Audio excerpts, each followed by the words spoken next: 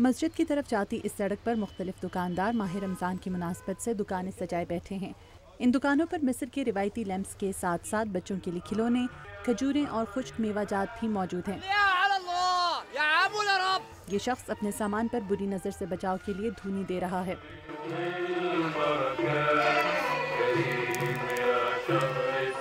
یہ ایک مصروف وقت ہے کیونکہ لوگ افطار کی تیاریاں کر رہے ہیں۔ مصر میں افطار کے لیے روایتی طور پر ڈھیر سارے کھانے اور بطور خاص میٹھی چیزیں استعمال کی جاتی ہیں۔ ان تیاریوں میں مصروف ہونے کے باوجود بہت سے لوگ یہاں حسنی مبارک کی اقتدار سے علیحدگی کے بعد آنے والے پہلے رمضان کے بارے میں گفتگو کر رہے ہیں۔ مبارک کے چلے جانے کے بعد سے کچھ تبدیلی تو ضرور آئی ہے، مگر ہم ابھی بھی ملک کے لیے کسی خوش آئند تبدیلی کے انتظار میں ہیں۔ یہ ٹھیلا ولید کا ہے۔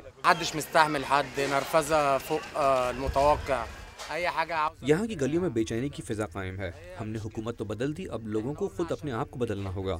ایک اور دکاندار محمود کے مطابق رمضان ہمیشہ ایک سا ہوتا ہے۔ رمضان ایک مبارک مہینہ ہے جو ہر سال ایک جیسا ہوتا ہے۔ اس مبارک کے جانے سے کوئی فرق نہیں پڑتا۔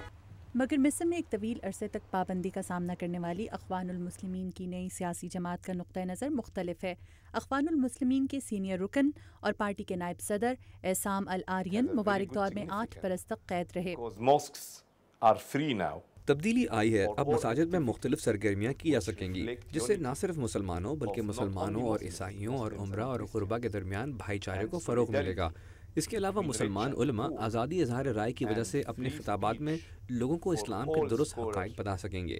رمضان کے لیے خریداری کرنے والے بہت سے مصریوں کے نزدیک شاید سیاسی صورتحال زیادہ اہم نہ ہو، لیکن ایک تبدیلی شاید وہ بھی محسوس کر سکیں اور وہ ہے بعض اشیاء خوردونوش کی قیمتوں میں اضافہ۔